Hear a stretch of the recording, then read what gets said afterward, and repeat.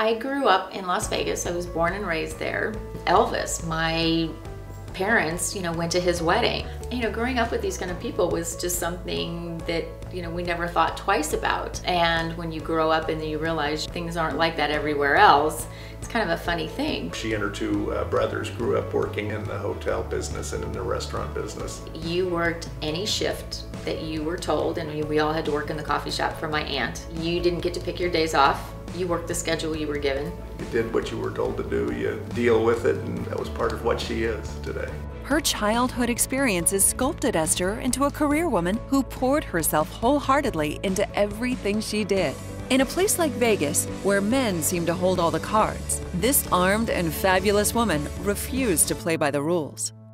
When I graduated from college, I went to work for one hotel, and I was the media buyer, and was fortunate enough to meet some other people when Sheldon Adelson bought the Sands Hotel, which is now the Venetian. And I was hired as the director of advertising and PR at the age of 24. So I was the youngest director of a major strip property ever in Las Vegas. There were 35 executives on the entire staff. Only 3 were female. We had a mutual friend who over the years would fix me up with various people. Our annual shopping center convention is in Las Vegas, and each year at the convention Terry would have a big party. So I asked Terry, I said, well, I'm going to be out for the convention, and I know you're going to have a party. Why don't you fix me up with somebody? We finally meet, and we have 3 dates in a row, and I'm in the middle of a political campaign, and I ultimately, in a matter of weeks, give up my campaign for public office, and we get engaged. We met in May at the convention. We got married in September. I mean, I would have never imagined that I would have left my hometown that I was so connected to and such a big part of, to move to Indiana, give up everything and get married and move away. But it's been an interesting journey, and I dearly adore my husband. And so, we've been married 11 years, and he's just fun. I mean, we truly enjoy spending time together and are happy spending time together. Esther's gaming background from a life in Vegas led to an unexpected place at her new home in Indianapolis. After several more political campaigns, she switched gears entirely and took on a new project, cleaning up the Indiana State Lottery. They weren't making the money that they really should have been making, but it was by virtue of the fact that no one had really come from the gaming industry ever. And so the industry thinking was that if you do the research, it will show that gambling, and specifically lotteries, target out the poor and minorities. Couldn't be anything further from the truth. Our primary market were men 25 to 45. Secondary market were women 35 to 45 with a college education. That is hardly a minority and hardly the poor. So when you start developing those games to attract, who your core audience is, I put a lot of policies and procedures and plans and developed games that, did that. She's not afraid to get in there and do what needs to be done. You're not out there for a popularity contest. You're out there to get something done and to accomplish something. She's got a good track record of doing that. We had the most profitable years from a net revenue standpoint of any other year that the lottery's been in existence. Off and on, periodically, things would happen in my life that would bring me back to shooting. I basically was assaulted in a hospital parking lot. I had literally gone in one way of a parking lot, and a guy had gone in another way, and I saw a spot. I got it. Didn't see him coming. Went in, got my prescription, came back out, and he was sitting in the same spot on the hood of his truck, and he's yelling and screaming at me. So I get in my car, and he turns and starts to follow me, and my car gasoline thing, the light starts flashing and the bell's dinging like you're gonna run out of gas. And I'm like, oh, he cut my fuel line. I'm really mad. So I pull in the emergency entrance of the hospital where the ambulances go, and he sees me and he pulls in the main entrance ahead of me to the parking lot for the hospital. And I'm like, huh, who is this guy? So by the time I walk out of my car across just a little driveway into the hospital, I'm a train wreck and I just burst into tears and I'm frightened, as I should be. And there are 2 police officers in there. We go back out to my car, put the key in the ignition, and it, you know, the bell's not dinging, the light's not flashing, nothing. Still to this day, don't know what happened, other than I'm gonna say God said, you know, she needs to get out of here. This guy's not safe. And that kind of brought it back home to me again. It changed my life. And that's when I started carrying a gun again. You know, not that you would do something, but at least you knew you had the means to protect yourself. One time when I got married, I didn't have anything to do here. I didn't have a job.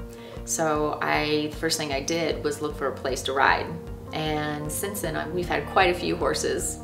And I just can't imagine my life without them now. Riding is that bond that you have with that horse. It's something that you really can't convey what a incredible feeling it is. They just do cute, funny things. And, you know, and of course they respond when you have a bad day. They know you've had a bad day. The way she deals with animals is really very similar to the way she deals with people. She's a very caring person, very loving person, and likes to take good care of people and good care of animals, good care of things. You can have all the carrots you want. Oh, yes, pretty boy. Well, the big thing that happened was Tom was riding horses and had an accident, fell off and broke his hip and his elbow. Well, this kind of changed everything. And I thought, you know, what can he do that's still fun and that we can do together and enjoy it? So I said, well, what about skeeter trap? So bought a Benelli, loved that gun, and I said, now I need someone to really teach me how to use it properly. So found a guy at the gun club, Bob Self, who's a national and international champion and a phenomenal teacher. I started teaching Esther 3 or 4 years ago. She came out by herself at first, and then she brought her husband. Esther is a natural. She can lean in, mount the gun, and doesn't even think about that. It just happens. I didn't realize how competitive we really were. There is an inner competitiveness in my being. So that's carried over into the gun arena. It's a good day for me when I can beat her in sporting clays. It doesn't happen a lot, but every now and then. So now it has gone from the skeet and trap shooting to sporting clays to bird hunting and to deer hunting. You can enjoy shooting sports at any level. It has really encompassed more than just a sport. It's a totally different look on life. I'm a big believer on values, morals, and ethics, but also very principally oriented, and that, you know, it's put up or shut up.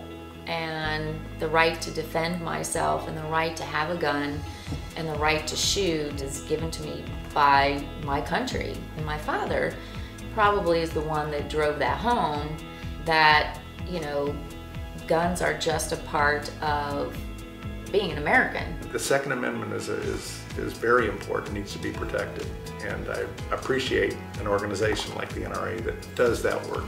The women's event, I think, I'm certain it's going to be one of the best ever, because she just won't settle for anything less. I don't think you could have picked anyone better than Esther Schneider to chair that event. Esther doesn't float along. She's a hard charger, she gets things done. She doesn't take something on unless she wants to do a good job with it and be successful at it. And the Women's Leadership Forum takes life to a different level because it makes people pay attention to what's going on now here in our own country. Women in another country can't drive, they can't vote, they don't have a voice. We do, and this is a great way to introduce them to getting accustomed to standing up for themselves. That learning to shoot, learning to speak up, learning to get involved, learning to motivate others to do the same thing. Every woman I've ever talked to about guns that was so negative had never even held one, let alone seen one with their own eyes. I love to introduce women to shooting Because it is an equalizer, that it does instill confidence. My house was broken into, and thieves came in while my husband and I were asleep and stole my purse out of our kitchen. And realizing that, you know, had they come into the house further, we wouldn't have had a way to protect ourselves. It was something that for weeks afterward, it was hard to sleep at night. And one Sunday, she calls me and she's like, "Hi, it's Janet, I want a gun." And I'm like, whoa!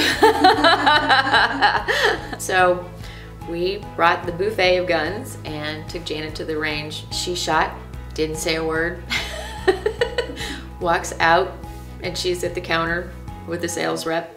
She points down, she goes, "That one." And she picked out a Kimber 45. I have never taken anyone to the range that walked away and said, "I don't want to do this again."